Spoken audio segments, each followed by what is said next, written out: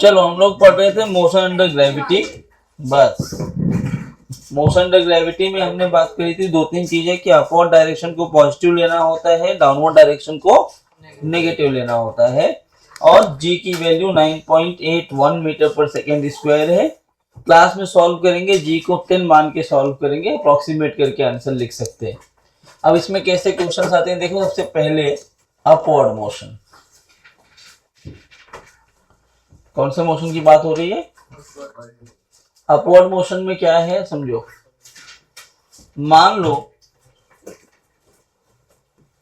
एक ऑब्जेक्ट को ऐसे u वेलोसिटी से ऊपर फेंका, इसको ऐसे ऊपर फेंका, तो जब वो नीचे आएगा वो मोमेंट आपको नहीं चाहिए, ऊपर गया होगा, कहीं ना कहीं जाके रुका होगा, that would be the maximum height, उसके बाद नीचे आया होगा, यही होता है ना।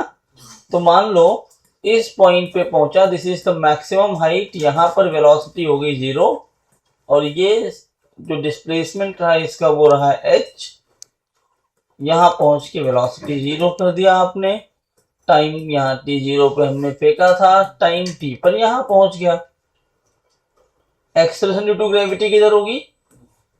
ये तो हमेशा नीचे ही रहेगी ना।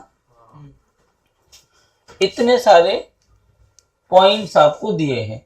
अब जरा देखिए, u लिखना है तो प्लस u लिखूं कि माइनस u? प्लस क्योंकि ऊपर की तरफ है। a डाउनवर्ड डायरेक्शन है तो माइनस g। डिस्प्लेसमेंट s क्या होता है? वन डायमेंशनल डिस्प्लेसमेंट ना। तो क्या ये ऊपर की तरफ ही जा रहा है? ये हमारा इनिशियल पॉइंट है और ये फाइनल पॉइंट है, तो इनिशियल और फाइनल के बीच का जो डिस्टेंस होगा वो इस डायरेक्शन में होगा। ये अपवर्ड है कि डाउनवर्ड? तो क्या ये भी प्लस h ले लिया जाए? v कितना है? टाइम कितना लगा?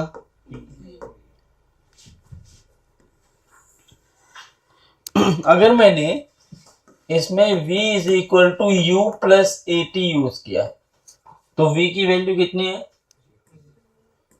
u a की जगह माइनस जी इंटू टी। क्या u की वैल्यू आ गई जी टी? इसको हम एक कॉन्सेप्ट की तरह याद रखेंगे, कई जगह हमारा क्वेश्चन आसान हो जाएगा अगर हम इस कॉन्सेप्ट को मानते हैं u is equal to g t. लेकिन u is equal to g t लगाने के पहले आपको जो चीज याद रखनी है वो ये है कि it is valid only when v is 0। और v 0 कब होगा? जब हम मैक्स साइड पे पहुंच जाएंगे। अपवर्ड मोशन में कहां पहुंच जाए? Max side. अगर मैक्स साइड के पहले कोई पॉइंट पे बात करेगा तो हम ये फॉर्मूला नहीं लगा सकते। जैसे मैं आपको पूछूं, a body is thrown up with some velocity and takes 5 second to reach the maximum height, find out the velocity. तो मैक्स हाइट तक पहुंच रहे हो ना, तो आप सीधा बोलो 5 सेकेंड लिया है, 5 इंटू 10, यू की वैल्यू 50। लेकिन अगर मैं पूछता find the time taken to reach half of the max height, तब ये फॉर्मूला लगता क्या? ये कब लगेगा? जब हम कहां पहुंचेंगे? मैक्स हाइट पे। और कुछ निकाल के देखते हैं। v square is equal to u square plus 2as लगा दिया तो v की value 0, you square minus 2gh। तो क्या u का एक फॉर्मूला ये भी आ गया हाइट के साथ, √2gh। इन दोनों को कंबाइन करो, इसको 1 बोल दो, इसको 2 बोल दो,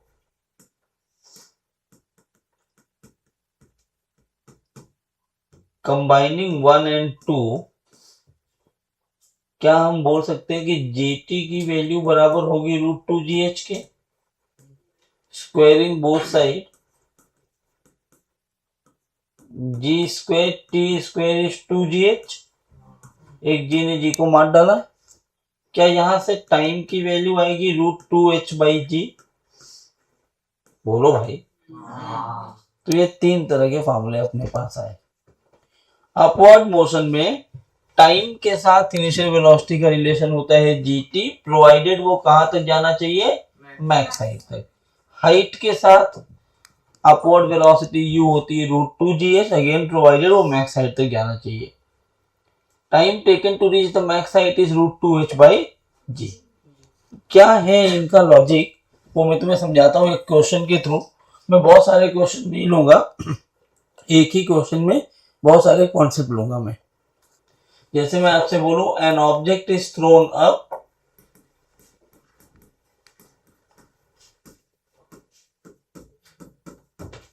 with some velocity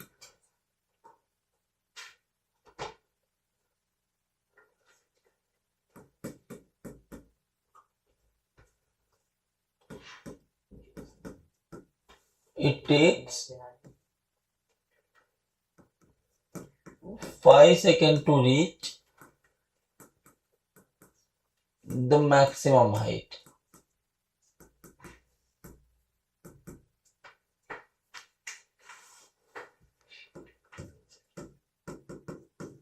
Find, पहला क्वेश्चन है velocity with which it was thrown।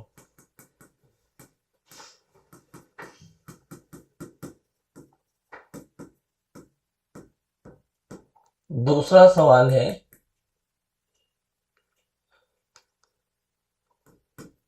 the maximum height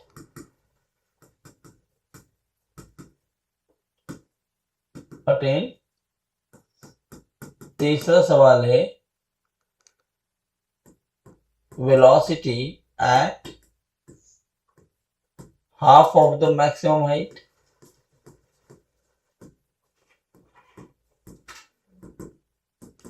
चौथा सवाल है टाइम when its velocity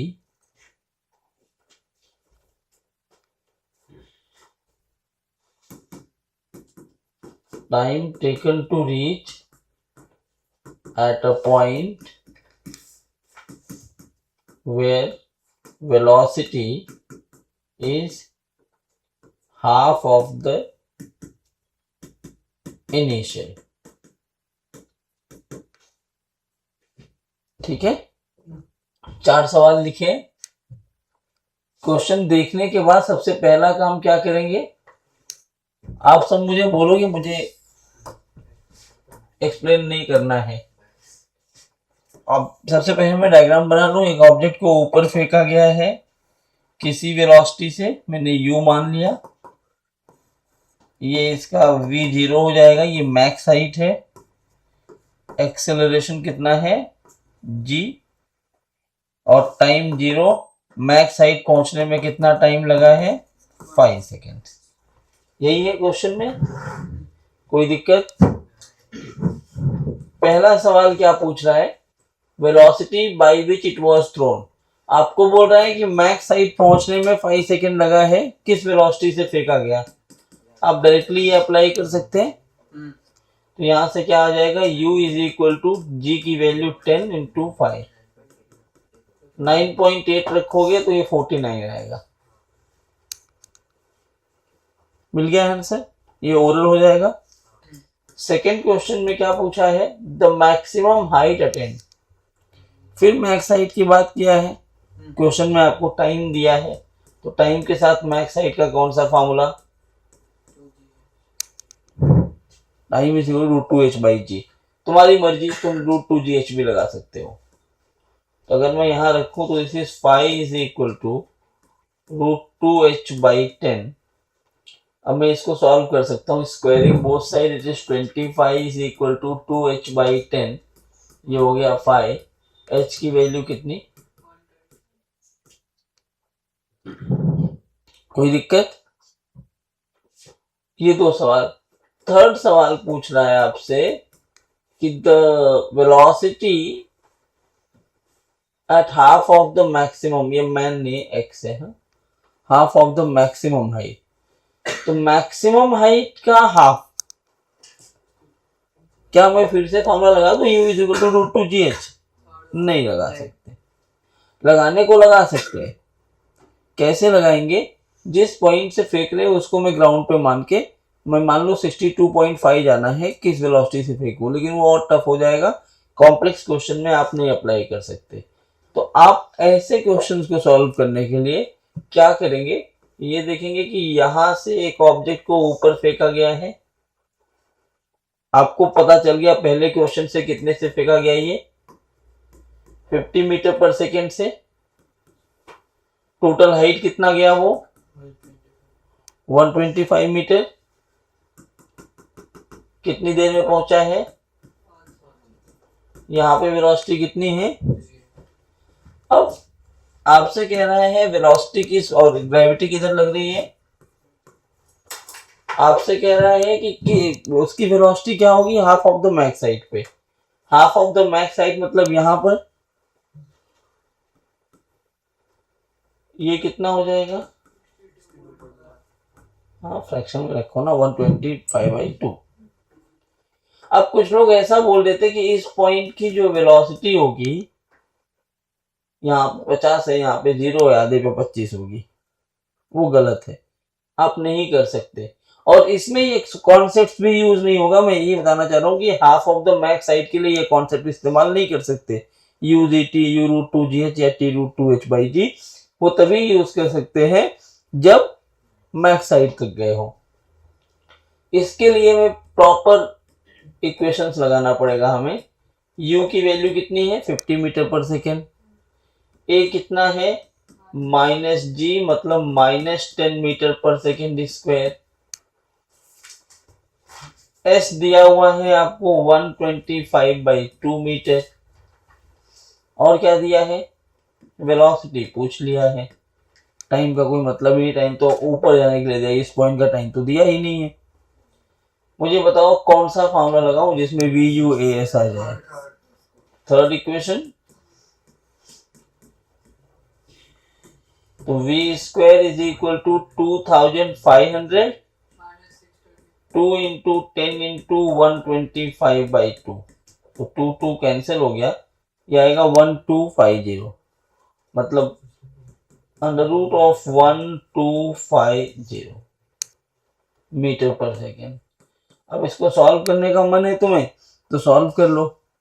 कैसे कर पाओगे 1250 को, इसको ऐसे लिखेंगे 5³ × 10 तो 25√2।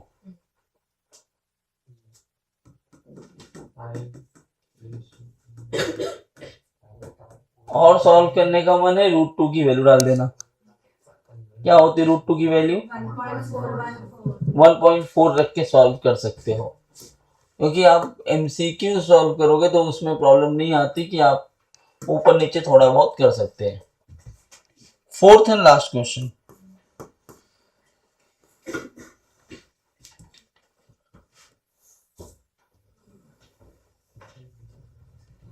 फोर्थ क्वेश्चन क्या कह रहा है, time taken to reach the point where velocity is half of the initial velocity.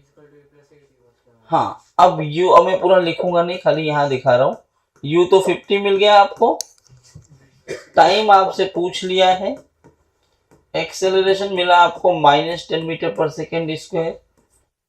Velocity final कितनी होनी चाहिए, हाफ ऑफ द मैक्स है वेलोसिटी। मैक्स कहाँ होता है, नीचे। VUA पता है, T चाहिए, ये अप्लाई करूं तो क्या बनेगा, ये 25 = 50 - 10 × T। 10T = 25, T की वैल्यू 2.5।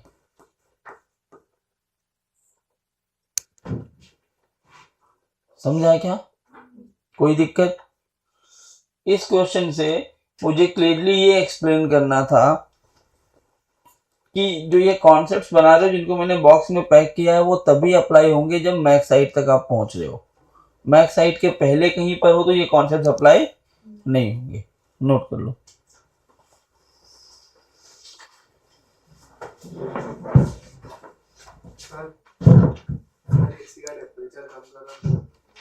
चालू ही नहीं है फ्रीज वाला। अरे मुस्कान मैडम, AC जरा चालू कर दो।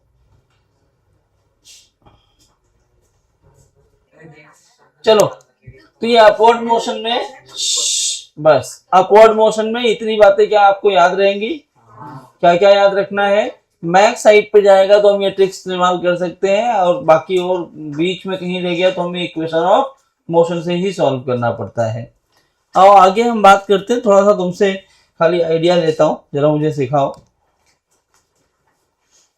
फ्री फॉल क्या होता है?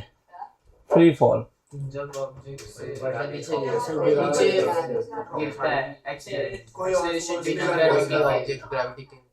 ग्रेविटी के इन्फ्लुएंस में कोई ऑब्जेक्ट गिरता है तो वो फ्री फॉल होता है। ठीक है, मैं तुम्हें मल्टीपल, हाँ ग्रेविटी के मतलब और सारे फोर्सेस को हम नेग्लेक्ट कर दे रहे हैं। अब मैं तुमसे कुछ सवाल पूछूंगा, आप मुझे बताओ कौन सा फ्री फॉल है, कौन सा फ्री फॉल नहीं है, या फिर सारे फ्री फॉल हैं। एक एक करके खाली दिमाग से सोचना है, ठीक है, जो तुम्हारे पास है। एक वो हॉट एयर बैलून है, उसके अंदर मान लो ये बैठा हुआ है जी, इमेजिन कर लो, वो गाली सुन लेगा अभी, गंदी गंदी बात करता है। साले तेरा दिमाग तो नेताओं वाला ही है, ब्लास्ट कर दो, इलेक्शन आ रहा है हमला करवा दो। चलो, अब हॉट एयर बैलून ऊपर जा रहा है, ऊपर गया 9 मीटर पर सेकेंड से ऊपर जा रहा है वो, ये उसके अंदर बैठा है, किसी एक हाइट पे पहुंच गया, मान लो 100 मीटर हाइट पे पहुंच गया। अब उसको खुरापात सूझ गया, कुछ तो करना चाहिए। उसने उस बैलून में एक होल किया, हॉट एयर बैलून है तो मान लो तुरंत तो पिचकेगा नहीं, ठीक है, उसके अंदर से एक स्टोन ड्रॉप किया। A stone is dropped from a height of 100 meter from a balloon moving up with 9 meter per second. क्या वो स्टोन फ्री फॉल करेगा? वो स्टोन फ्री फॉल करेगा। अब तुम लोग कार से जा रहे हो, कार में एक तुमने कुरकुरे खा लिया, अब उसका रैपर तुम्हारे पास है, तुम्हें गाड़ी गंदी नहीं करनी है तो विंडो नीचे की और क्या करोगे, तुम विंडो नीचे की इसे छोड़ दिए, ड्रॉप किया। Wrapper is drop from a car moving with 40 kilometre per hour, will it be in free fall? जैसे ही आप छोड़ दोगे उसका मोमेंटम रुक जाएगा। है नहीं है? कितने लोग है वाले हैं और कितने लोग नहीं है वाले हैं? कितने लोग मेजॉरिटी के साथ हैं? चलो, अगर मैं आपसे कहूं कि ये दोनों ही जो आपने बताए दोनों ही फ्री फॉल नहीं है, तो मतलब फ्री फॉल आपने कुछ गड़बड़ पढ़ लिया। क्या होता है, एक सिंपल सी बात समझो, कोई भी ऑब्जेक्ट जिस फ्रेम से फेंका जाता है उस फ्रेम की वेलोसिटी एक्वायर कर लेता है। क्या एक्वायर करता है?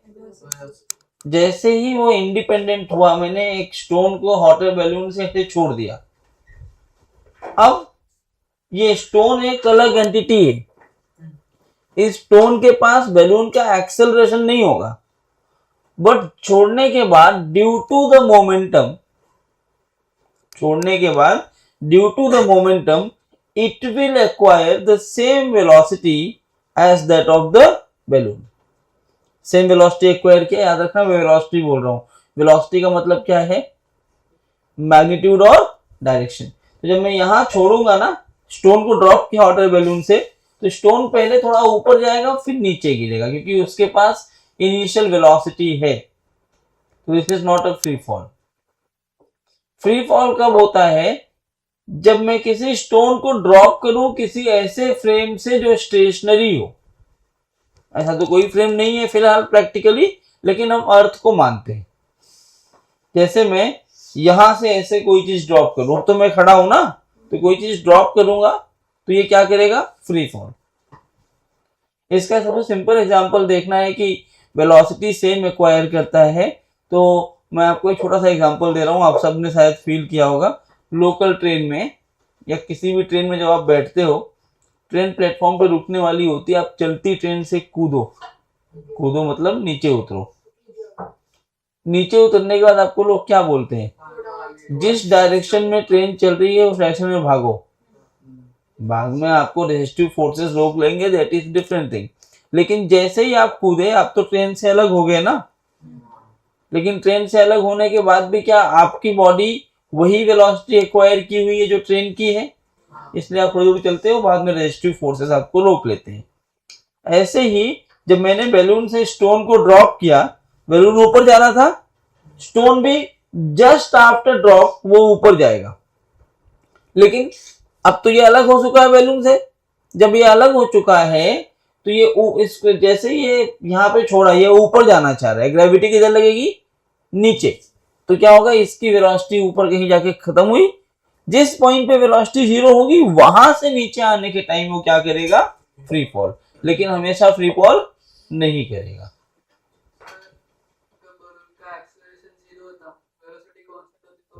तो भी वही होता, बैलून का एक्सेलरेशन नहीं है तो भी मैंने क्या बोला, वेलोसिटी एक्वायर करता है ना। अर्थ का 10 है, तो अगर बैलून का एक्सेलरेशन 0 है इसका, और वो ऊपर उड़ रहा है, इसका मतलब ये है कि बैलून, क्योंकि कोई भी ऑब्जेक्ट ऊपर जाएगा तो उसको ग्रेविटी को ओवरकम करके जाना ही पड़ेगा। जब मैं बोल रहा हूँ बैलून का एक्सेलरेशन 0 है, it means net acceleration of balloon is 0, मतलब 10 मीटर पर सेकेंड आप ऊपर की तरफ एक एक्सेलरेशन दोगे तभी बैलून ऊपर जा पाएगा, अदरवाइज ऊपर जाना पॉसिबल ही नहीं है। ठीक है, तो अगर मैं बोल रहा हूँ कि balloon is moving with constant velocity, it means net acceleration is 0, but हमें कोई एक थ्रस्ट प्रोवाइड करना पड़ेगा बैलून को ऊपर ले जाने के लिए, अदरवाइज वो ऊपर जाएगा ही नहीं। समझे? और कुछ डाउट है, पूछ लो पूछ लो। तो ये कॉन्सेप्ट्स पहले तुम्हारे दिमाग में क्लियर होना चाहिए। हर एक ऑब्जेक्ट को ड्रॉप करने का ये मतलब नहीं होता कि वो फ्री फॉल कर रहा हो। ड्रॉप आपको कहां से करना चाहिए, स्टेशनरी फ्रेम से। जब कोई ऑब्जेक्ट स्टेशनरी फ्रेम से ड्रॉप किया जाएगा तो वो पक्का फ्री फॉल करेगा। याद रहेगा? जोर से बोलो। अब जैसे मैं फ्री फॉल लिखता हूं, अब नोट पॉइंट बना के 2-3 चीजें इसके अंदर लिखो।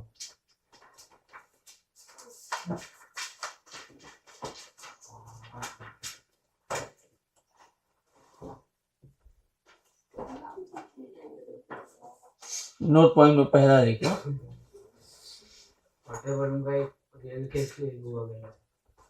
वाटर बलून की वेलोसिटी तो रियल लाइफ में थोड़ी कमी रहती है। अगर मैं मास एक बड़ा ले लूं तो उसको उतनी वेलोसिटी कम काम करनी चाहिए। उसका मास और ग्रेविटी खींचने वाला तो उसको निग्लेक्ट कर देगा, तो शुरुआत से वो नीचे गिरेगा ना। अगर मैं उतना मास लूं तो कौन गिरेगा, मतलब तुम कितना भी मास लो, जितना ज्यादा मास लोगे उतना ज्यादा वो मोमेंटम गेन कर लेगा ना बेटा। वाटर बलून 1 मीटर पर सेकंड की वेलोसिटी से ऊपर जा रहा है, धीरे जा रहा है। हाँ। मैं 50 केजी लेके भी नीचे गिराऊंगा, वो 1 मीटर थोड़ी ना ऊपर जा पाएगा। उतने 1 मीटर जरूरी थोड़ी है, मैंने 1 मीटर का नाम नहीं लिया। वेलोसिटी 1 मीटर पूरी एक्वायर कर लेगा, क्योंकि एक्वायर करने के बाद जिस पॉइंट पे छोड़ोगे उस पॉइंट पे तुरंत वेलोसिटी 0 नहीं होगी। 1 mm ही ऊपर जाएगा, लेकिन जाएगा ना, 1 माइक्रोमीटर ही ऊपर गया। जिस पॉइंट पे मैंने छोड़ा वहां से तुरंत ड्रॉप नहीं होगा।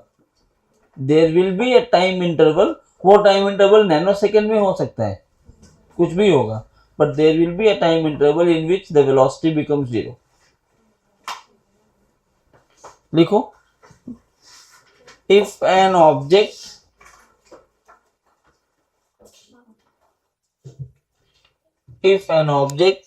is dropped,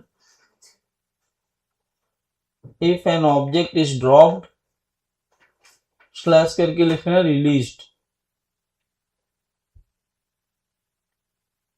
if an object is dropped slash करके लिखो रिलीज्ड, दोनों एक ही बात है। The object will acquire comma करके the object will acquire the same velocity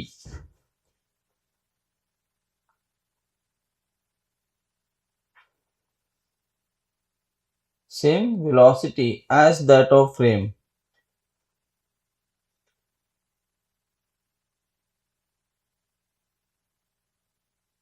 from where the object was released.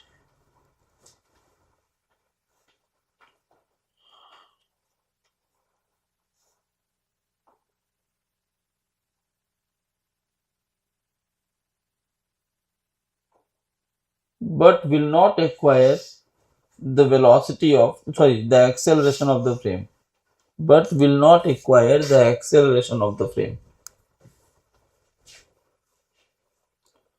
But will not acquire the acceleration of the frame. Sir तो कोई भी बॉडी अगर गिराएगा तो उसका इनिशियल वेलोसिटी जो जहाँ से गिरा है हॉट एयर वाले तो उसका अगर 2 मीटर पर सेकंड से जा टू ले लेगा ना वो, तो इनिशियल टू होगा। और क्या। सर एक्सेलरेशन क्यों होता है? क्योंकि एक्सेलरेशन मल्टीपल फैक्टर्स पे काम करता है, फोर्स का काम आ जाता है ना। एक्सेलरेशन कहाँ से आएगा? फोर्स से।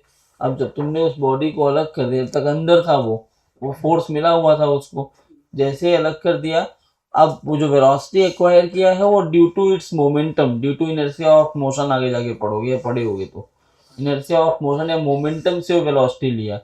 ऐसा कोई फैक्टर नहीं है जो आपको फोर्स के बारे में बताए। आपको जैसे ही छोड़ दोगे एक मोमेंटम से तुरंत ऊपर गया, अब आपको कोई नीचे खींच रहा है, तो अब आपका चेंज इन मोमेंटम, क्योंकि फोर्स क्या होता है? Rate of change in momentum. NLM पढ़ रहे हो ना, सेकेंड लॉ यही तो है, rate of change in linear momentum. तो लीनियर मोमेंटम का चेंज हॉट एयर बैलून का अलग रहेगा, तुम्हारा rate of change in momentum अलग हो गया जैसे ही आप अलग हुए, डिटैच होते ही। तो rate of change in momentum अलग होने से दोनों लोगों का फोर्स अलग अलग हो गया, और फोर्स अलग हुआ तो एक्सेलरेशन अलग हो जाएगा। चलो नेक्स्ट लिखो एक और point.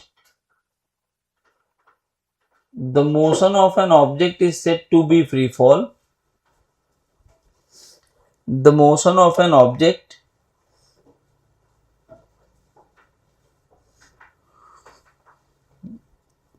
is said to be free fall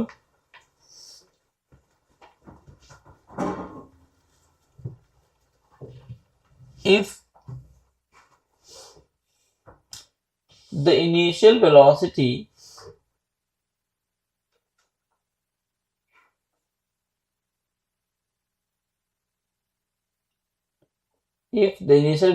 of the object is 0,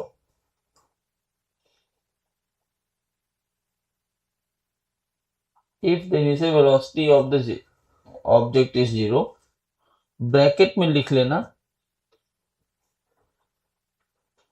it is dropped from a stationary frame. It is dropped from a stationary frame.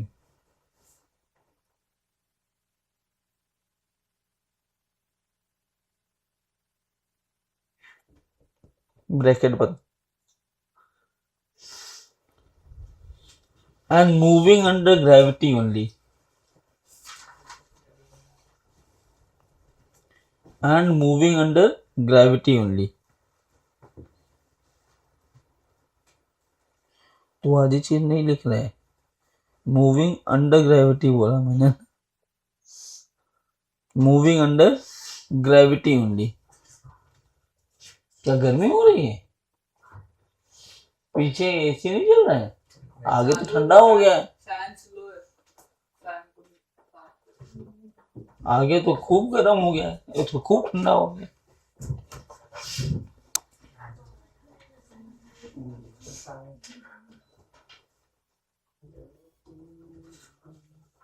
बड़ा फैन स्पीड फुल है भाई, फैन स्पीड।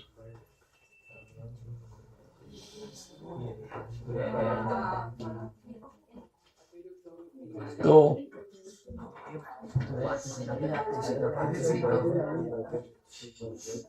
ब्रैकेट में लिख लो,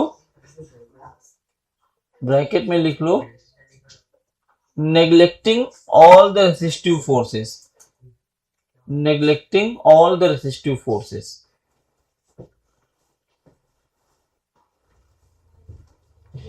Neglecting all the resistive forces मतलब object free fall करेगा तो उसको हम बोलेंगे, क्या बोलेंगे? क्या बोलते सर? इनिशियल वेलोसिटी ऑब्जेक्ट की 0 होगी और वो फ्री फॉल कर रहा होगा तो वो नीचे गिर रहा होगा तो उसको फ्री फॉल बोलेंगे अगर अंडर ग्रेविटी आ रहा है, रेजिस्टिव फोर्सेस काम ना कर रहे हो। लेकिन प्रॉब्लम ये है, रेजिस्टिव फोर्सेस अगर काम नहीं करेंगे, रेजिस्टिव फोर्सेस अगर काम नहीं करेंगे तो प्रैक्टिकली वो पॉसिबल है क्या? उसके लिए आपको वैक्यूम में जाना पड़ेगा और वैक्यूम के अंदर तो हम जाके एक्सपेरिमेंट करेंगे नहीं, क्योंकि वैक्यूम के अंदर ऑक्सीजन है ही नहीं। अरे वाह, तुम जा सकते हो, एक बार हाथवत जाके आए तो हम लोग जाएंगे, ठीक है? कल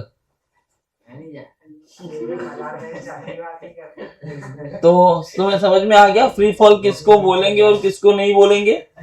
जो कार वाला एग्जांपल था आपका, जब कार से वो रैपर तुम बाहर फेंकोगे ना, मान लो कार इधर जा रही है तो जैसे आपने फेंका है ये इधर जाना चालू कर देगा कार की वेलोसिटी के साथ, लेकिन ग्रेविटी उसको नीचे खींच रहा होगा। किसी भी एक्सेलरेशन का एक सबसे सर्कुलर मोशन यहीं से बनता है, एक सबसे इंपॉर्टेंट फैक्टर होता है किसी भी ऑब्जेक्ट का जो वेलोसिटी होती है, वो वेलोसिटी कंटिन्यूअसली ये ट्राई करती रहती है कि मैं डायरेक्शन ऑफ एक्सेलरेशन को अचीव कर लूं। क्या करती है? कि मैं डायरेक्शन ऑफ एक्सेलरेशन को अचीव कर लूं, और मोमेंटम इस एक्सेलरेशन को अचीव करने से रोकता है। मोमेंटम देखो, समझना ध्यान से, velocity always tries to achieve the direction of acceleration, ठीक है? बट मोमेंटम उसको तुरंत ये काम नहीं करने देता, नहीं तो गिर जाओगे तुम। चेंज इन मोमेंटम बहुत हाई हो जाएगा ना, जितना जल्दी चेंज इन मोमेंटम होगा उतना तुम्हें चोट लगेगी। इसलिए जब क्रिकेट मैच देखो, वो कैच पकड़ते हैं, पहले मुझे लगा था वो स्टाइल मारते हैं क्या, कि लोट पोट जाते हैं फालतू में। क्या मतलब है लेटने की? मतलब ऐसे आराम से कैच पकड़ रहे हो, स्टाइल मारने के लिए हाथ पीछे ले जा रहे हो, ऐसे घूम जा रहे हो। ये सब ऐसा इसलिए नहीं करते वो कि मजा आएगा, इतने लोग देख रहे हैं थोड़ा घूम लेंगे, वो इसलिए अगर आप हाथ ऐसा ही रखे हैं, बॉल की एक वेलोसिटी है आपके हाथ में आई, तुरंत वेलोसिटी 0 होगी।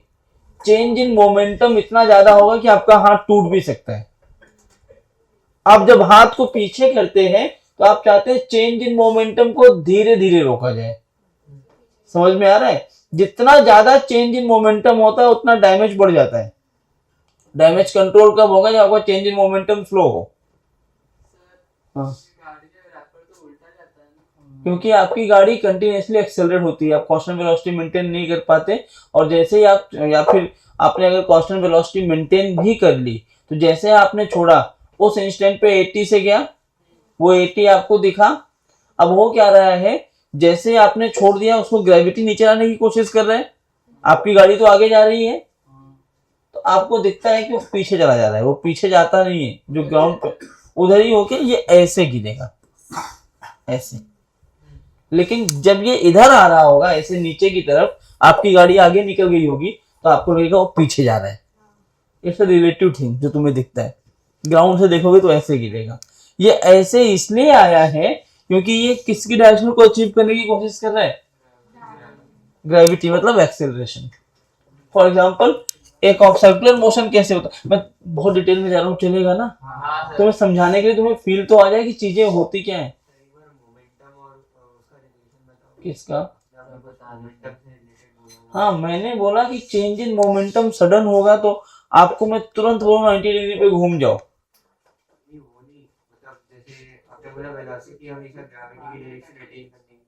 हाँ, चेंज इन मोमेंटम तुरंत नहीं होता। वेलोसिटी ऐसा नहीं है कि एक ऑब्जेक्ट इधर जा रहा हो मैंने फोर्स इधर लगा दिया, वेलोसिटी तुमने इधर दिया है, फोर्स इधर लगा दिया, तो यही घूम के ऐसे पहुंच जाएगा। मोमेंटम ये नहीं करने देता, क्योंकि आप ऐसे घूम गए तो आपका मोमेंटम चेंज मैक्सिमम हो गया, और इस केस में डैमेज ज्यादा होगा। तो मोमेंटम आपको सडन डायरेक्शन ऑफ एक्सेलरेशन को अचीव नहीं करने देता, ये बोल रहा हूं मैं। Change in momentum definitely velocity चाहेगा अचीव करना, लेकिन वो अचीवमेंट तुरंत नहीं कि मैंने ऐसे फेंका ये यहीं ऐसे नीचे गिर जाए, क्योंकि पहले तो मोमेंटम है ना। कोई भी फोर्स लगाओगे तो rate of change in linear momentum पढ़े हो, मतलब तुमने सेकेंड लॉ में क्या पढ़ा है, एफ की वैल्यू क्या होती है, delta p by delta T. ये जो जी लगाया है बेसिकली एफ का ही तो फैक्टर है, एफ से ही आया है, तो एफ को मैं यहां ले गया तो ये क्या बनेगा, F delta t is equal to delta p. क्यों नहीं पढ़ा? Newton second law of motion. F is equal to 0, A is equal to 0, खत्म। हाँ एफ जीरो तो किसने पढ़ा है? बादल सर ने मतलब से बीडी करा है। हाँ तो अभी आगे पढ़ाएंगे, तो वो पूरी पढ़ी। हाँ तो अभी आगे पढ़ाएंगे। Newton second law of motion होता है F is equal to delta p by delta t, rate of change in linear momentum is equal to applied force. तो ये फोर्स अप्लाई किया, rate of change in linear momentum के बराबर होता है F is equal to delta p by delta t. अब अगर मैं इसको इधर भेज दूं तो F डेल्टा पी टी क्या बन गया, डेल्टा पी। इसका मतलब क्या है कि जब आप फोर्स लगाओगे तो चेंज इन मोमेंटम तुरंत नहीं होगा ना। Delta t is what, time interval. There is a time interval जिसके अंदर आपको फोर्स लगाना पड़ेगा टू चेंज द मोमेंटम। सही बात है। तो जैसे ही ये अगर इधर जा रहा है तो इसका मोमेंटम किधर है, इस डायरेक्शन में।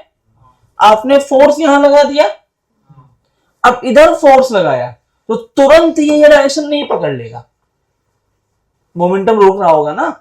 There has to be a time interval to change the momentum.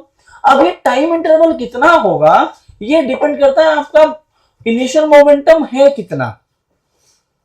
जैसे एक ट्रेन ले लिया और एक कार ले लिया, किसका मास ज्यादा है, तो एक ही वेलोसिटी दोनों चल रहे होंगे, तो भी मास ज्यादा है इसलिए मोमेंटम ट्रेन का ज्यादा है। सेम फोर्स लगा के दोनों को रोकने की कोशिश करोगे तो ट्रेन लेट में रुकेगी। मतलब क्या हो रहा है कि फोर्स हम सेम लगा रहे हैं but there has to be time interval to change the momentum. जितना ज्यादा मोमेंटम होगा उतना ज्यादा टाइम लगेगा मुझे चेंज करने में। तो मैंने वही कहा, जब मैं रैपर यहां से फेंका, गाड़ी 40 की स्पीड में जा रही है, भले वो रैपर 10 ग्राम का है लेकिन वो 40 की जो स्पीड है उस स्पीड की वजह से मोमेंटम तो बढ़ गया है ना। तो एक टाइम इंटरवल चाहिए ना। वो टाइम इंटरवल 1 सेकेंड भी हो सकता है, 0.1 भी हो सकता है, 1 नैनो सेकेंड भी हो सकता है। माइक्रोस्कोपिक कोई ऑब्जेक्ट फेंक दिया, जो मिलीग्राम में कोई ऑब्जेक्ट फेंक दिया, तुमने वाटर ड्रॉप्स फेंक दिया, तुम्हें नीचे आते हुए दिखेगा ही नहीं। क्यों पता है? ऐसा नहीं कि आया नहीं होगा, वो ग्रेविटी उसको भी लेके आई होगी ना, वाटर ड्रॉप्स को भी नीचे। लेकिन वो वाटर ड्रॉप्स को जो नीचे लेके आई होगी ग्रेविटी, बहुत कितना मास होगा वाटर ड्रॉप का, शायद माइक्रोग्राम में भी ना हो मास। कम लगेगा ना। जितना कम मोमेंटम होगा उतनी जल्दी वो अचीव कर लेगा डायरेक्शन को। भारी चीज भी तो जल्दी गिरती है। ऐसा सिर्फ अजम्पशन है आपका, ठीक है। आपको गिराने के लिए, गिराने का मतलब ये नहीं है कि आपको ड्रॉप करना है। गिराने का मतलब आपको ड्रॉप करने नहीं बोल रहा हूं मैं, एक वेलोसिटी देके छोड़ो। यहाँ पे हर जगह वेलोसिटी दी मैं बात, यहाँ पे जो बात चल रही है, क्योंकि velocity always tries to achieve the direction of acceleration. Momentum उसको रोकता है, मैं इसकी बात कर रहा हूँ। जब आप वेलोसिटी देंगे तब मोमेंटम आएगा। वेलोसिटी दिया ही नहीं है तो आपका मोमेंटम तो जीरो ही है। जीरो चीज को कहीं पे भी घुमा दो ना। जब आपको फिजिक्स पता ही नहीं है, आपको मैं कुछ भी पढ़ा दूं, लेकिन जब पता हो जाएगा तो मैं कुछ भी नहीं पढ़ा पाऊंगा। क्यों? मैं गलत नहीं पढ़ा रहा हूँ शास्त्र, तुम ऐसे मत देखो। मूविंग कार में से हम्म। इसमें अगर एक रैपर फिट हो हाँ रिलेटिव गेम लोगों को दिखता है पीछे जा रहे हैं, हाँ बट उसका अगर इतना वेट कम है कि वेलोसिटी उसको हाईली अगर पुश कर पा रही है, क्योंकि हम रियल लाइफ में इसको नहीं देख पाएंगे बेटा, क्योंकि रियल लाइफ में रेजिस्टिव फोर्सेस भी बहुत सारे होते हैं। ये जब तुम चलाते हो गाड़ी तो गाड़ी के आसपास हवा बनती है, वो हवा आपको रेसिस्ट करती है, इसलिए आपको नहीं दिखता। वो resistive forces f proportional v होता है, वो आगे तुम विस्कोसिटी नहीं है, वो एयर रेजिस्टेंस है। विस्कोसिटी अलग चीज है, वो लिक्विड्स के बीच में होता है। तो जब तुम फेंकते हो पत्थर, क्या होता है, पत्थर का एयर रेसिस्टेंस पत्थर पे कम लगता है, इसलिए तुम्हें वहां गिरता हुआ दिखता है। वैक्यूम में अगर करोगे तो जो हल्का होगा वो पहले गिरेगा। ठीक है, खैर अब मैं बहुत आगे निकल गया। मैं यहाँ ये समझा रहा था कि सर्कुलर मोशन कैसे फॉर्म होता है। आपको ये सब पूरे कंडीशन में खाली एक चीज याद रखनी है, velocity always tries to achieve direction of acceleration. होता क्या है, जरा ध्यान से देखो, एक ऑब्जेक्ट को अगर मैंने ऐसे एक वेलोसिटी दे दी u या v, और इसको एक्सेलरेशन मैंने इधर दिया, तो वेलोसिटी क्या चाहेगा, एक्सेलरेशन की डायरेक्शन को अचीव करना, लेकिन मोमेंटम इसको तुरंत अचीव नहीं करने देगा। बोलेगा तो चेंज कर यार धीरे धीरे, तो ये क्या करेगा, बोलेगा तू इधर जा रहा था लेकिन मैं तुझे इधर खींच रहा हूं, तू कुछ ऐसे जा, अब ये ऐसे जा रहा होगा। अगर तुमने एक बार फोर्स लगा के खींच दिया तो ये अब ऐसे जाएगा, लेकिन जैसे यहां पहुंचा वो, तुमने फिर एक फोर्स ऐसे लगा दिया, मतलब एक्सेलरेशन दे दिया, तो अभी ऐसे जा रहा था, ये थोड़ा और घूम जाएगा और ऐसे जाने लगेगा। फिर तूने एक फोर्स यहाँ दे दिया तो ऐसे घूम जाएगा, फिर इधर जा रहा होगा, फिर एक फोर्स दिया और ऐसे घूमते घूमते हर जगह तुम फोर्स देते रहो और ये एक सर्कल बनाता रहेगा। समझा? फील कर पा रहे हो सर्कुलर मोशन क्यों हो रहा है? क्योंकि वेलोसिटी बार बार अपने डायरेक्शन को चेंज कर रही है। क्यों चेंज कर रही है? क्योंकि वो चाहती है फोर्स की डायरेक्शन को लेना। प्रोजेक्टाइल जो होता है, कोई भी ऑब्जेक्ट आप ऐसे ऊपर फेंकते हो तो ऐसे जाके गिरता है। क्यों गिरता है? क्योंकि आपने वेलोसिटी इधर दी, एक्सेलरेशन किधर लग रहा है, नीचे की तरफ। इसने क्या किया, इसको ऐसे घुमाया, फिर सीधा जा रहा था, लेकिन इस पॉइंट पे पहुंचा, फिर एक्सेलरेशन नीचे लगा और एट द एंड ऐसे लगते लगते लगते ऐसे आ गया। अब अगर इतनी सफिशिएंट हाइट तक वो चला गया है कि एक्सेलरेशन डायरेक्शन को अचीव कर ले, तो बात अलग है। नहीं कर पाएगा तो यहाँ बेचारा आके गिर जाएगा, और जब गिर गया तब तो एक्सेलरेशन का काम नहीं आएगा ना। तो नीचे क्यों आ रहा है? क्योंकि वो हमेशा चाहता है कि मैं देखो, velocity always tries to achieve direction of acceleration. कर पाएगा ये कंपलसरी नहीं है, लेकिन वो ट्राई जरूर करता है, ये याद रखो। अच्छी बात है, तो स्ट्रेट चला जाएगा वो, जिस पॉइंट पे कर लेगा उसके बाद स्ट्रेट लाइन मोशन करेगा। अगर कर लिया तो स्ट्रेट लाइन मोशन करेगा। ये सब एनएलएम में सर पढ़ाएंगे। एनएलएम मुझे नहीं आता, इसलिए मैं नहीं पढ़ाता। चलो फ्री फॉल की बात करते हैं। मैं ऐसे कभी कभी मन हो जाता है तुम्हें ज़्यादा पढ़ा देने का, तो पढ़ा दिया मैंने। अब सुनो यार, इसको बहुत कम करो ना फ्रेंड, स्पीड इसका बहुत ठंडी लग रही है।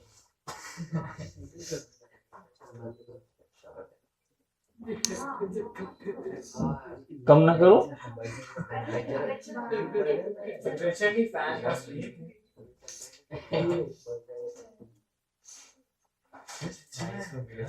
चलो तो फ्री फॉल की बात कर लेते हैं।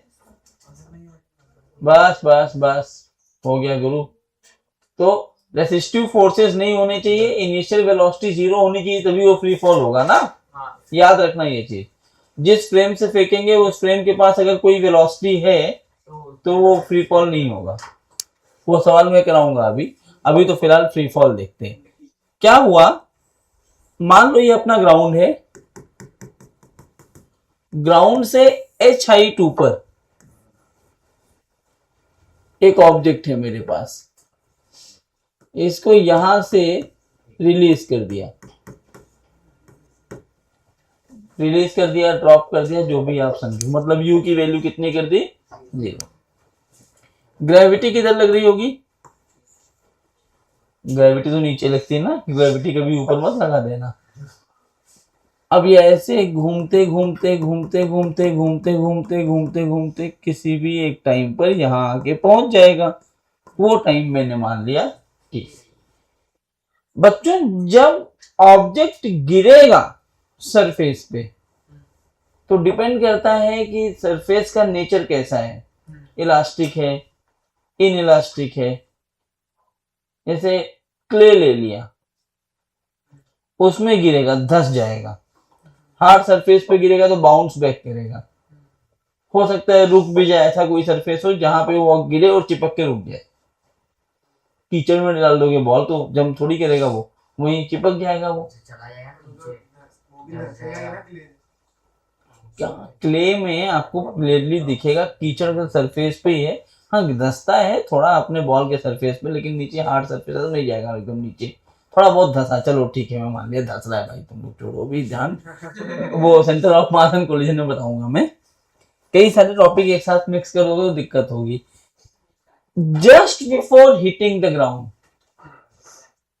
Fraction of second, just before hitting the ground ये किधर जा रहा होगा, कितनी वेलोसिटी से? v से। क्या ये जो v है it is the velocity at ground? क्या u है वेलोसिटी एट हाइट h? क्या एक्सेलरेशन दिया? हाँ just before hitting the ground मतलब ग्राउंड की वेलोसिटी है वो, टाइम t टाइम 0। देखो फिजिक्स में एक चीज याद रखना, जब जस्ट बिफोर वर्ड आ जाए ना इसका मतलब वो उसी पॉइंट के जंक्शन वाली वेलोसिटी है। ठीक है, अब ये इतनी चीजें हैं, जरा डेटा लिखने की कोशिश करते हैं। u की वैल्यू कितनी दी है अपने पास? a कितना है? डाउनवर्ड डायरेक्शन में है इसलिए -g। प्लस जी होगा ना। लिखवाया था लास्ट लेक्चर में, upward direction is taken as positive, downward is taken as negative. क्योंकि वो तब भी डाउनवर्ड था। गाली सुनेगा तू, तब भी तो ग्रेविटी नेगेटिव ही थी। देखो अपने सीनियर से तुम लोग पूछो, मेरा पैसा अंदर से इतना भरा हुआ हूँ गाली देने को ना, लड़कियां ना होते तुम लोग कई बार सुन लिए होते ऐसे सवाल पूछ पूछ के। की वैल्यू जी, v किधर जा रहा है? टाइम कितना है? और डिस्प्लेसमेंट कितना है? +h की -h? s की वैल्यू। ऊपर से नीचे आ रहे हो तो इनिशियल पॉइंट ये है, फाइनल मेरे लिए ये हुआ तो ये भी नीचे।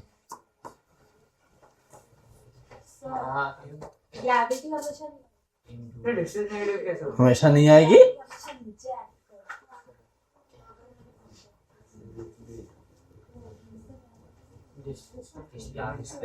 तो अगेंस्ट द ग्रेविटी तो फेंकते तभी तो नीचे आता है ऑब्जेक्ट, नहीं तो ऊपर ना उड़ जाए।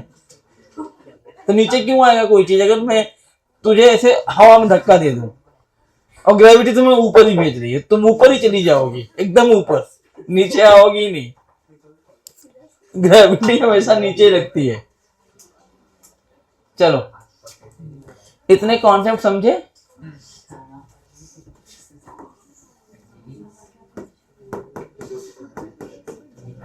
v is equal to u plus at। अब जरा देखो यहां v की वैल्यू कितनी है? -v। u कितना है? a कितना है? और t। क्या यहां से आ गया v is equal to gt? अब यार यही चीज तुमने कहीं अभी देखा। What was u?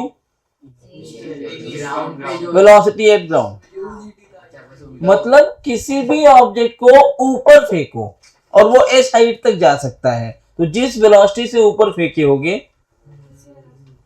उस जब h हाइट से कोई ऑब्जेक्ट रिलीज करोगे, सेम हाइट से कोई ऑब्जेक्ट ड्रॉप करते हो, तो जब नीचे आएगा तो वेलोसिटी उतनी होगी, मैग्नीट्यूड ऑफ वेलोसिटी उतनी होगी, डायरेक्शन वेलोसिटी की अपोजिट हो जाएगी। देखो इस केस में वेलोसिटी नीचे आ रही है, उस केस में वेलोसिटी समझ आ रहा है? बहुत टफ हो गया क्या? दूसरा फॉर्मूला ये लगा दिया। अगर यार तुम लोग ऐसे डिस्कशन में टाइम खा जाते हो। s की वैल्यू -h, ut कितना 0, -12 gt², क्योंकि a की वैल्यू -g है। तो 0 हटा दो तो ये माइनस माइनस भी कैंसिल हो गया। h की वैल्यू क्या आई? क्या यहां से मैं t को लिख सकता हूं √2h/g? अरे यार ये भी तो पढ़ा था, time taken to reach the max height. मतलब एक ऑब्जेक्ट को ऊपर फेंक रहा हूं, वो h हाइट जा सकता है, तो उसमें टाइम कितना लगेगा? √2h/g। और h हाइट से कोई चीज रिलीज किया तो ग्राउंड पे कितनी देर में आएगा? √2h/g। बहुत सारे ट्रिक्स बनाने वाला हूं, इसलिए ये सब करवा रहा हूं। v² is equal to u² plus 2s। v की वैल्यू कितनी है? हालांकि कोई जरूरत है नहीं उसकी लिखने की, क्योंकि माइनस तो प्लस ही हो जाएगा ना, u 0 हो जाएगा तुम्हारा, ये बनेगा 2 माइनस g, तो ये तो हो गया v², या ऐसे लिख दो ना यार, ये भी वहां पढ़े थे।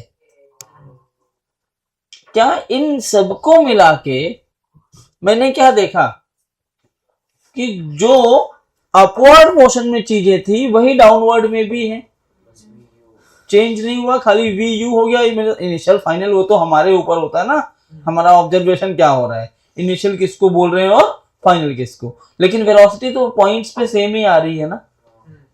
तो अगर मैं पूछूं कि एक ऑब्जेक्ट को मैंने ऊपर फेंका है 50 मीटर पर सेकेंड से, वो लास्ट सेकेंड में कितना चलेगा? तो अगर मैं लास्ट सेकेंड निकालूं, ऊपर जाने वाला लास्ट सेकेंड, या फिर नीचे आने वाला फर्स्ट सेकेंड निकाल लूं फ्री फॉल का, क्योंकि जो देखो ग्रेविटी बराबर लग रही है, ऊपर पहुंचेगा वेलोसिटी 0 हो जाएगी, फ्री फॉल किया तो इनिशियल वेलोसिटी 0 होगी। ये लास्ट सेकेंड में जितना चला होगा फर्स्ट सेकेंड में उतना, क्योंकि लास्ट सेकेंड पर मान लो ये सेकेंड, ये लास्ट सेकेंड का ये वाला है, यहाँ पे इसकी वेलोसिटी ऊपर की तरफ कुछ है, यहाँ पहुंच के 0 होगी। यहां से कोई ऑब्जेक्ट फेंका, जब वो इस पॉइंट पे आएगा तो उस वेलोसिटी का मैग्नीट्यूड तो उतना ही रहेगा ना, यही तो लिखा है अभी कि वेलोसिटी इस पॉइंट की बराबर है, तो हर एक पॉइंट की वेलोसिटी बराबर होगी ना, बस डायरेक्शन अलग अलग होगा। सही बोल रहा हूं मैं?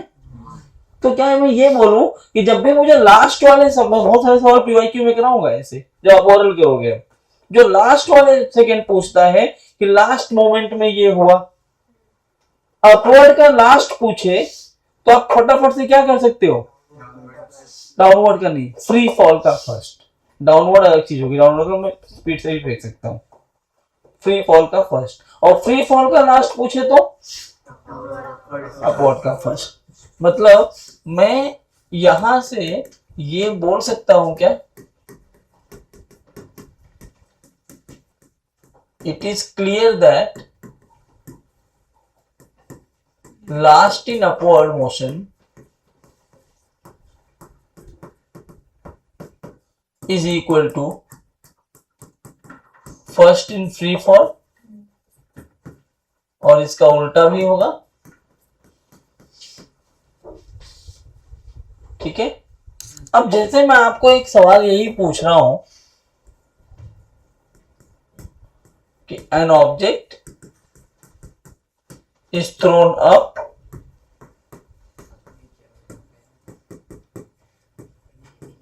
with velocity, चलो 50 मीटर ही ले लो, 50 मीटर पर second, find the distance traveled, पहला in last second of its motion, last second of its upward motion,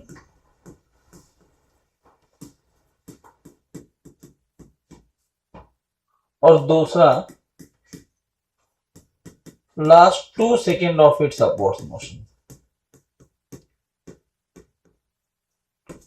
मुझे पहले वाले का आंसर मिल गया, अपवर्ड का लास्ट चलेगा तो फ्री फॉल का फर्स्ट होना चाहिए। फ्री फॉल में फर्स्ट सेकेंड में हमेशा वो, अगर जी को 10 लोगे तो 5 ही चलेगा। हाफ जी टी स्क्वायर यहां रखो ना, टी की वैल्यू 1 रखो। तो h हमेशा 5 आएगा। अगर मैं 9.8 लिया तो h हमेशा 4.9 आएगा। This is fixed. The distance in first second of free fall is 5 metre always if g is 10, 4.9 if g is 9.8। तो ये सवाल मुझे अगर ट्रेडिशनल मेथड से सॉल्व करना है तो मैं कैसे करूंगा, पहले वो दिखाता हूँ, फिर उसको हम कम कैसे कर सकते हैं वो देखो। हाँ अगर बॉडी को वेलोसिटी के साथ चलेगा और एक्सेलरेशन के साथ समोसा भी बड़ा ही रहेगा। शुरू से दिला रहे हाँ मतलब उनका लास्ट लेक्चर में दिला रहे तो कुछ भी दे दो, क्या समोसा बड़ा समोसा लाओ। पाओ ना चलेगा ना। अरे सिर्फ सर को सबको डाइटिंग करना छोड़ना।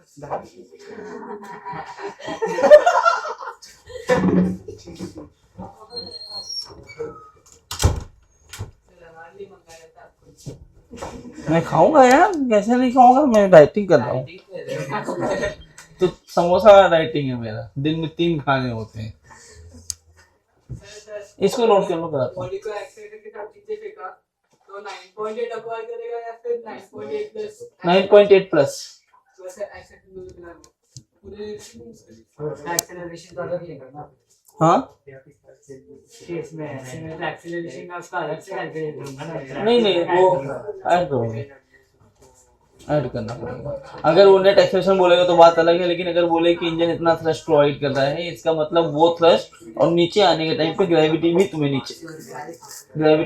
नीचे खींचे। ये नोट करो, क्या लिखना है, इतना लिखा पड़ा है यही लिखो। अब ये सवाल किया क्या तुम लोगों ने, क्या आया? 5 और 20 आया ना। देखो मैं क्या करूंगा इस सवाल को, लास्ट सेकेंड ऑफ अपवर्ड पूछा है ना, तो लास्ट सेकेंड ऑफ अपवर्ड क्या बन जाएगा बच्चों? First second of free fall. मतलब लास्ट सेकेंड पूछा है तो मैं ये मान लूं कि ये h हाइट है, यहां से फ्री फॉल कराया होगा मैंने, तो ऐसे नीचे आया। 1 सेकेंड में फ्री फॉल में कितना चल जाएगा, तो ये वाला डिस्टेंस निकालना है, तो टाइम हो जाएगा √2h/g। तो क्या ये बन गया 1 = √2h/10, या h की वैल्यू आ जाएगी 5 मीटर पहले क्वेश्चन में। डायरेक्ट लिख सकते हो ना, last second of free fall is equal to last second of upward is equal to first second of free fall. Second question में क्या कह रहा है, लास्ट 2 सेकेंड ना, तो ये मान लो ये हमारा हाइट है, यहाँ u0 है, 2 सेकेंड में कितना चले होगे, तो ऊपर से 2 सेकेंड का डिस्टेंस निकालना है। तो कुछ नहीं, यही फॉर्मूला लगाना है, √2h/g। तो ये हो जाएगा 2 = √2h/10, स्क्वायरिंग बोथ साइड 4 × 10/2। कितना आ जाएगा ये? ए जल्दी जल्दी चलिए क्वेश्चन लिखिए। A particle is dropped from a tower. A particle is dropped from a tower. A particle is dropped from a tower is found to travel.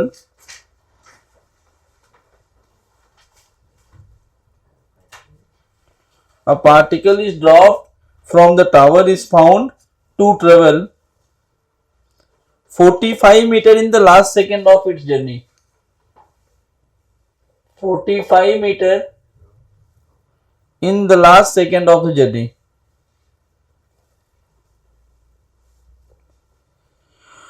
Calculate the height of the tower. is found to be Found to travel 45 meter in the last second of its journey. Calculate the Height of the tower. कितना आ रहा है? 50 last second में 45 चल रहा है, total 50 चलेगा। 125। देखो क्या बोला है, नहीं कर सकते ना, यहां से ड्रॉप, यही इसी को डेवलप करना है। u0 से यहां से हमने फेंका है, वो कह रहा है ये t-1 है और ये t है, तो इसमें कितना डिस्टेंस चला है वो 45 मीटर। यही बोला है ना, अभी अभी जो पढ़ा वही लगा दो। देखो अगर u मिल गया तो मैक्स हाइट निकालने के लिए u is equal to √2gh कर सकते हैं, अपवर्ड में 125 आएगा। Last second of free fall is equal to first second in upward, बोल सकते हैं ना इसको। अरे ए भाई तुम्हें क्या हो गया, ये सो जाता है क्या जब जगता है तो बोलने लगता है। जीत है ये, फर्स्ट सेकेंड इन अपवर्ड। तो इसको मैं ऐसा इस पूरे सेगमेंट को बदल दूं कि एक ऑब्जेक्ट को ऐसे फेंका गया है u से, ये इसकी मैक्स हाइट है, 1 सेकेंड में ये कितना चला है 45 मीटर। कर सकते हैं ना, जरा देखो यहाँ u की वैल्यू u होगी, a तो -d होगा मतलब -10 मीटर पर सेकेंड स्क्वायर, s कितना चला है वो 45 मीटर, टाइम कितना लिया 1 सेकेंड। क्या मैं यहां से ये फॉर्मूला यूज करूं अगर, तो मुझे u मिल जाएगा 45 is equal to u into 1 minus half into 10 into 1 square, तो ये हो गया 5, तो u इज इक्वल टू 50। कितने से देखा गया, मतलब ये वाली वेलोसिटी कितनी आ गई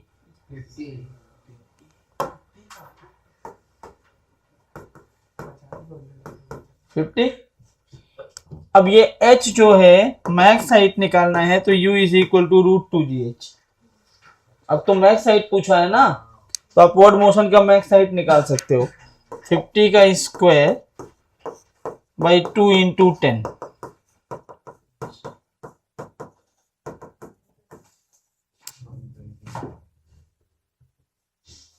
समझा, टफ था क्या। हाँ अगर बेसिक से करने जाओगे तो ये टफ है, आपको ऐसे निकालना पड़ता है यहां से। बेसिक भी देख लो, कभी ये लास्ट और फर्स्ट वाला कर रहे हो वो भी आना चाहिए। बेसिक वाले में ऐसा करोगे, Sn is equal to u plus half a 2t-1। u की वैल्यू कितनी है, ये क्या बनेगा minus half into 10 into 2 into 1 minus 1, और ये 45 दिया माइनस में, अरे ड्रॉप किया गया ना, s ऑफ th में u प्लस हाफ ए होता है। मैं फ्री फॉल कर रहा हूँ, माइनस माइनस उड़ जाएगा, उड़ा दो 2 इंटू t-1 ना, क्योंकि tth सेकेंड में चला है ना, ये tth सेकेंड में है, तो 45 इज इक्वल टू 5 2t-1, 5 9 जा 45, तो t की वैल्यू कितनी आएगी 5। 5 सेकेंड में वो नीचे पहुंच जा रहा है, तो 5 सेकेंड में नीचे पहुंच रहा है, तो टाइम कैसे लिखते, अब ये भी ट्रिक से ही, ये लिखना तो और लंबा होता है, ये √2h/g, तो 5 is equal to √2h/10, squaring both side 25 into 10/5 करोगे तो कितना आएगा,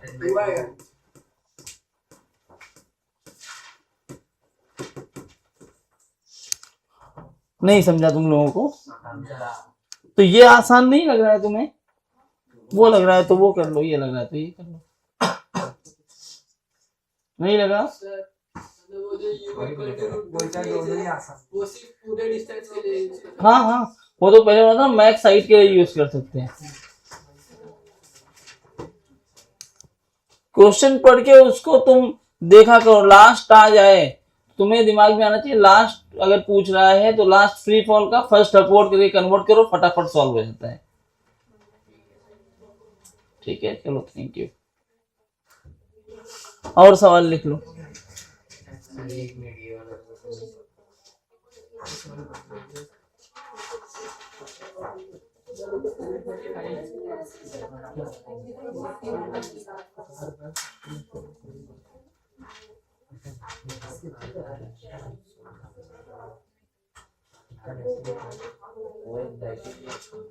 कहाँ एंजाइटी वगैरह कहाँ बात कर रहे हो तुम? इस उम्र में क्या ब्रेकअप हो गया है क्या? नहीं सर, बहुत टेंशन आ रहा है सर, थोड़ा जल्दी छोड़ दो। और टेंशन आने दो, मैं देखना चाहता हूँ कितने कहाँ तक आ सकता है tension.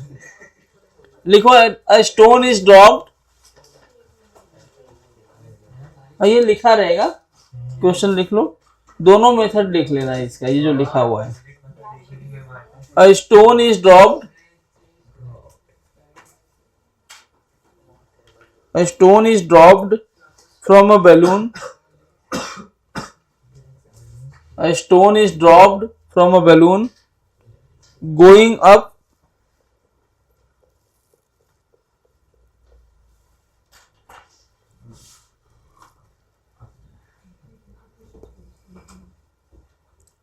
with a uniform velocity of 5 meter per second, with a uniform velocity of 5 meter per second. Sir drop किया तो अब कैसे जा रहा है? क्वेश्चन देखा तुमने? Balloon A stone is dropped from a balloon going up with a uniform velocity of 5 meter per second. If the balloon was 60 meter high, if the balloon was 60 meter high when the stone was dropped, 60, when the stone was dropped, find the height of balloon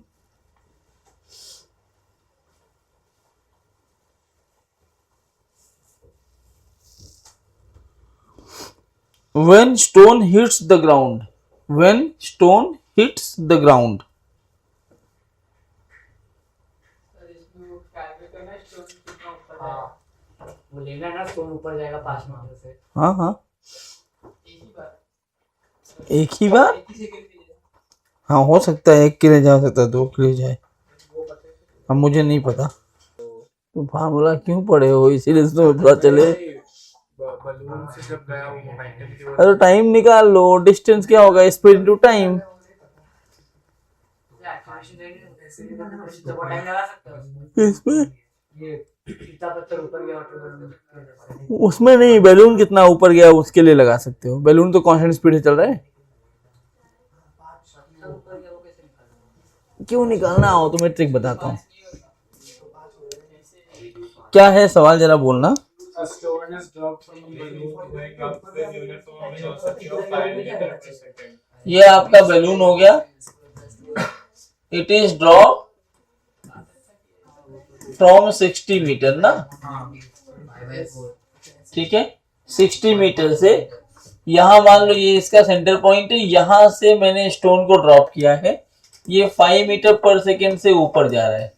तो बच्चों जैसे ही छोड़ोगे क्या ये भी 5 metre पर second से ऊपर जाएगा, आपका स्टोन भी। सुन लो ध्यान से, मजा आ जाएगा तुम्हें, सवाल करने का तरीका समझेगा। अब आप क्या कैलकुलेट कर रहे हो, सुनो इधर, आप ये कैलकुलेट कर रहे हो कि जब मैं 5 मीटर पर सेकेंड से इसको ऊपर फेंकूंगा तो ये ऐसे कहीं ना कहीं जाके ऊपर गया होगा, फिर वहां से फ्री फॉल करेगा, ऐसे कुछ आप ये निकाल रहे हो। इतना पूरा टाइम लेगा ग्राउंड पे आने में। हेलो हेलो, इधर देखो, इतना टाइम लेगा, ये आप कर रहे हो ना। सर 0.5 नहीं, हाइट पूछ रहा बलून का, तो अब तुम ये क्या करते कि इसको 5 मीटर पर सेकंड से फेंका है ना, तुम ऐसे निकाल सकते थे कि ऊपर जाने में कितना टाइम लेगा, t is equal to u by g, 5/10, 0.5, 0.5 second यहाँ पहुंचने का टाइम है। कितना हाइट गया होगा वो निकाल लो, तो u स्क्वायर बाई 2g, 25/10, 2.5 ऊपर गया। अब 62.5 से नीचे आने में बहुत टफ नहीं होगा कैलकुलेशन, पॉइंट में आ रहा है ना। देखो मेथड 1, सर 80 मीटर है आंसर बलून का। देखो ए से बी, हाँ 80 मीटर है, ए से बी 80 मीटर है। मेथड 1 देखो, मेथड 1 में मैं लिखूंगा time taken to by stone to reach max height. सुनना, ध्यान से सुनोगे तभी समझेगा सवाल। Time taken by stone to reach the max height, तो बेटा इस पॉइंट से फेंका गया है, तो ये भी तो मेरा ग्राउंड ऐसा ही पॉइंट है ना एक, तो मैं ये टाइम ऐसे लिख सकता हूँ u बाई जी, मतलब टाइम आ जाएगा अपना 5/10। 5 कहां से आया आपको समझ में आ रहा होगा, कहां से आया 5? बैलून का वेलोसिटी एक्वायर कर लिया, ड्रॉप किया था इसलिए।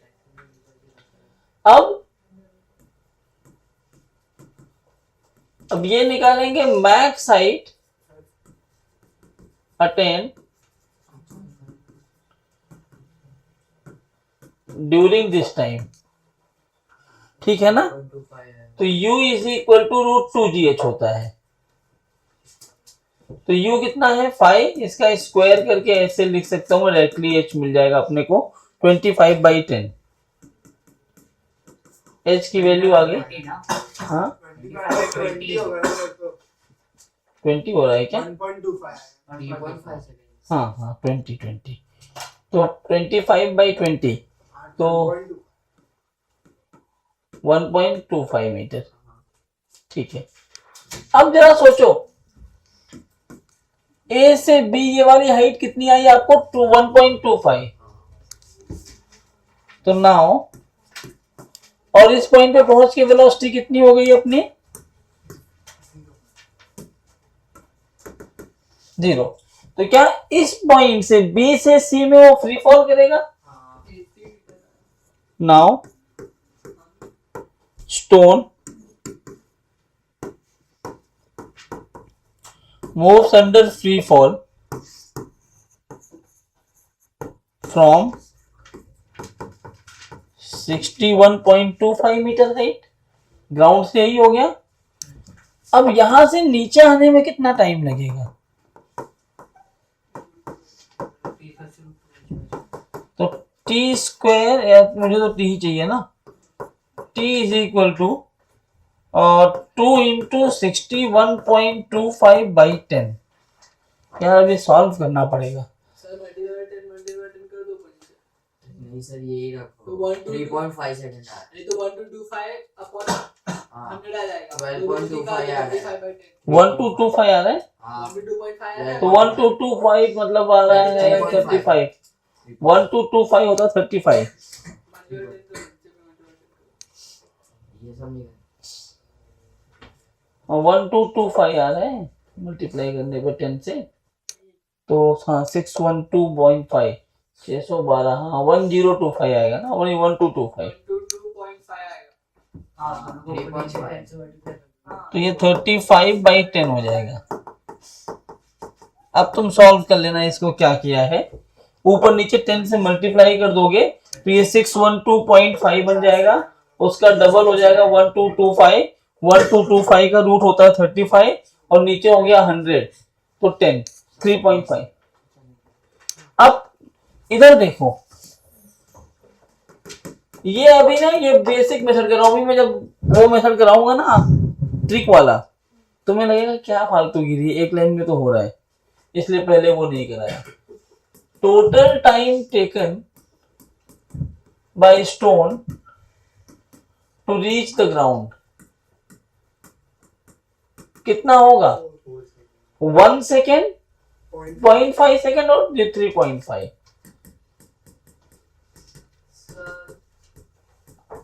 अब ये 4 सेकेंड में बैलून और ऊपर जाएगा।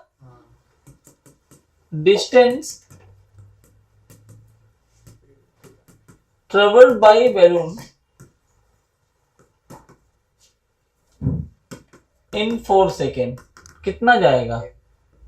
x is equal to speed, speed कितना है 520 मीटर।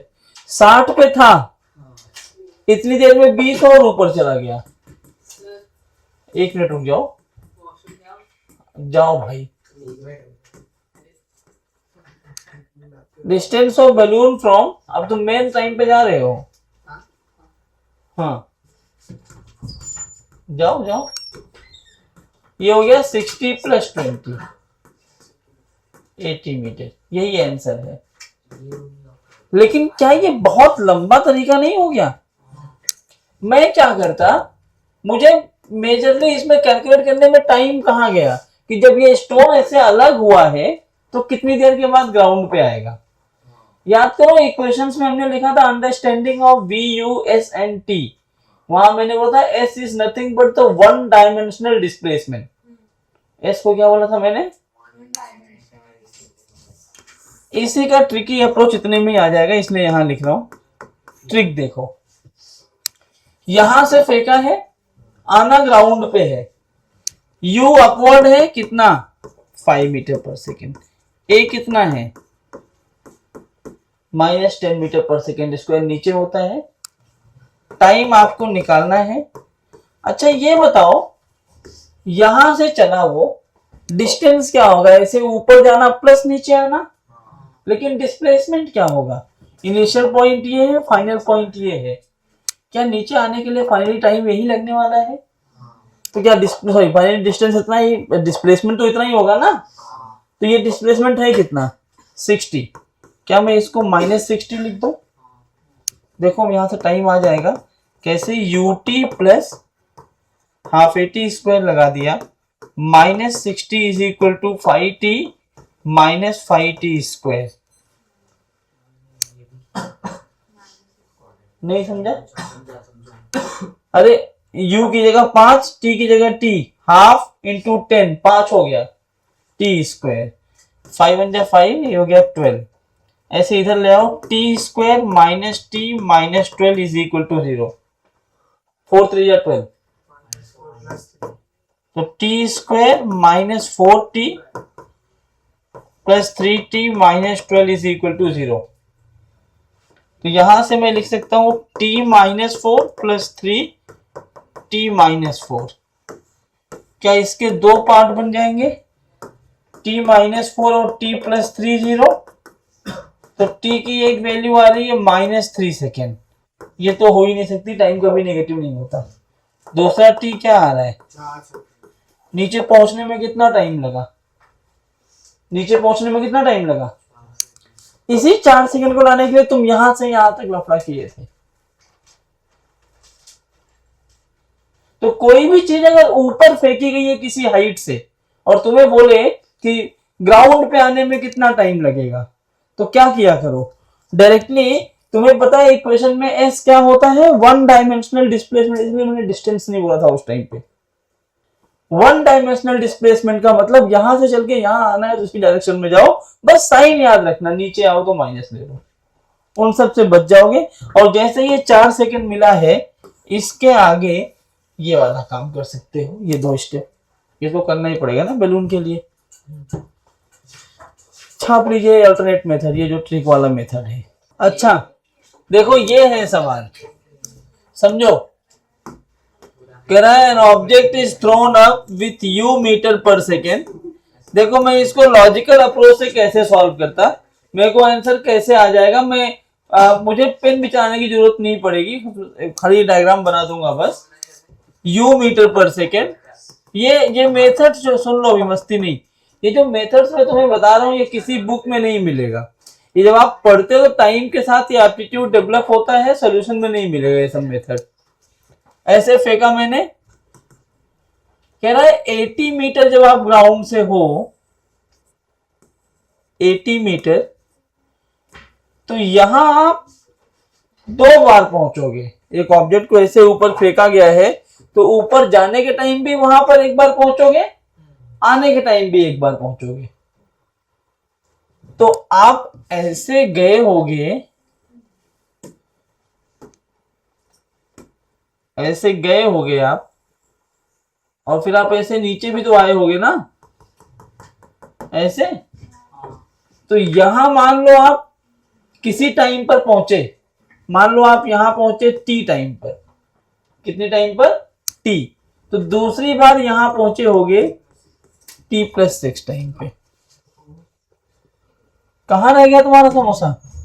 समोसा कहां रह गया? हो गया, खा के भी हो गया। आप कहाँ पे थे? ए भाई ये गलत बात है। ए समोसा मिला? सब लोग खा के अभी आ रहे, लेक्चर खत्म, सब कुछ हो गया। चलो आप भाग। कहाँ पे थे? चलो यही होगा ना, आप दिखा दिए ना, कमीनेपन की याद होती है। धोखा हो गया। कोई नहीं खाया। इधर जाके इस पॉइंट पे वेलोसिटी जीरो। सवाल देखो, अब मैं मेरा ये डायग्राम बना, मेरा सवाल खत्म हो गया। 6 सेकंड में हुआ ना, यहां से यहां वापस आने में 6 सेकंड है ना। मुझे एक चीज पता है, ऊपर जाने का टाइम और नीचे आने का टाइम तो बराबर होता है। अगर ये 6 सेकंड में वापस आए मतलब 3 सेकंड इतना चला होगा और 3 सेकंड में ये चला होगा। अब ये 3 सेकंड में कितना डिस्टेंस चलेगा? t is equal to root, ये यहाँ आने का टाइम तो फ्री फॉल हो रहा होगा ना। ये 3 सेकंड जो चल रहा होगा, क्या ये 3 सेकंड फ्री फॉल के लिए चल रहा होगा? सुनो, ये 3 सेकंड कैसे फ्री फॉल के लिए चल रहा होगा? अब जरा मुझे ये बताओ, 3 is equal to root 2h by g कर सकता हूँ फ्री फॉल है तो? 9 is equal to 2h by 10, 9 5 जा 45। मतलब ये वाला डिस्टेंस कितना आ गया? टोटल कितना हो गया? मतलब अब ऐसा बोल सकते हो कि एक ऑब्जेक्ट को u वेलोसिटी से फेंका है, वो 125 मीटर तक ऊपर गया है। u कितना होगा? अपवर्ड मोशन में u is equal to root 2gh कर दो। u is equal to root 2 into 10 into 125, u की वैल्यू 50। कुछ नहीं समझा। ये क्वेश्चन ये डायग्राम कैसे आया वो नहीं समझा। उसमें बोला है ना at an interval of 6 second. हाँ सर दोनों 3-3 सेकंड क्वेश्चन को क्योंकि वेलोसिटी अपवर्ड में और वेलोसिटी फ्री। क्वेश्चन को पार्ट बाय पार्ट करके बनाऊंगा। 80 मीटर फ्रॉम ग्राउंड से तो समझ आ रहा है कि फाइनल हाइट 80 है। फाइनल हाइट तो 2 बार कैसे पहुंचे? फाइनल हाइट पे 2 बार नहीं पहुंचता। फाइनल हाइट पे 2 बार नहीं पहुंचता, वो एक ही बार पहुंचता है फाइनल हाइट पे। क्वेश्चन से ये डायग्राम बनाना कैसे आता है? अबे पढ़ना क्वेश्चन, तेज तेज पर मैं भी सुनूं। देखो, अरे मुझे भी सुनना है। A ball is thrown upward from a ground. बस। A ball is thrown upward from the ground. With initial velocity of u हाँ at 2 instants of time. हाँ। Having interval of 6 seconds. मतलब 6 सेकेंड का टाइम इंटरवल है 2 बार। ठीक है, हाँ फिर आगे बढ़ो।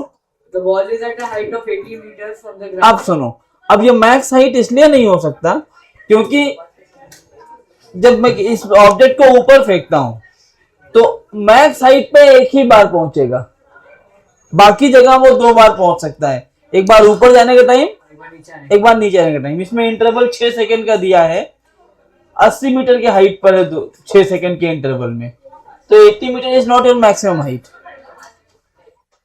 ठीक है, तो यहाँ है, तो एक बार ऊपर जाने का टाइम यहाँ पहुंचा और एक बार वापस आने का टाइम फिर यहीं पहुंचा। समझा अभी? बोलो। हाँ कर सकते हो। ऊपर से नीचे गिरने का टाइम दिया, ऊपर के लिए 3 t2 माइनस t1 प्लस 3। हाँ वही है ना, फिर इसको सब्स्टिट्यूट कर दिया। वही तो है, आंसर 50 ही आएगा। तो मैं तो ट्रिक बताया था कि ओरल सॉल्व कैसे करना है, अभी भी नहीं समझा इसको।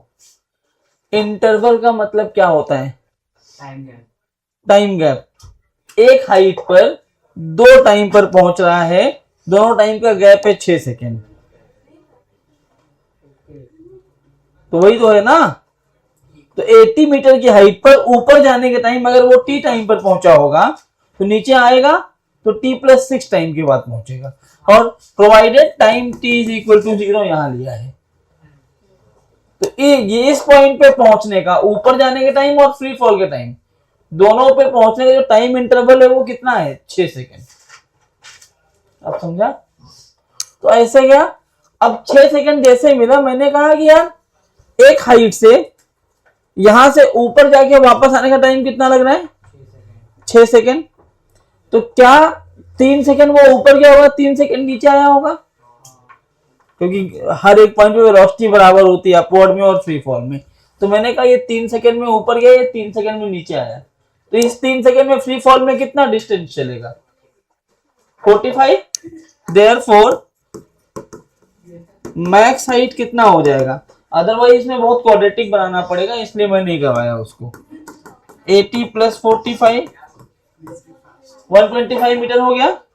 अब सवाल ये हो गया, a particle is thrown up and reaches max height of 125 metre, तो वेलोसिटी बताइए।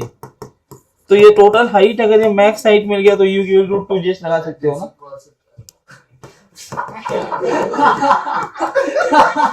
क्या बोल रहा है? पॉसिबिलिटी दूसरी भी हो सकती है, कौन सी दूसरी? वो बाउंस बैक करके ऊपर आ जाएगा। वो नहीं बोलेगा, बाउंस बैक करना होगा तो बोलेगा वो, अपने मन से नहीं मान लेना। जाओ तुम लोग भी मजे करो, जाओ मत। अच्छा एक सवाल लिख लो। एक क्वेश्चन सर होमवर्क के बाद होमवर्क 2-3 सवाल देख लो, होमवर्क तो देना ही है। अब मॉड्यूल दे दो, नीट वालों का मॉड्यूल मिल गया, एक दे दो मुझे।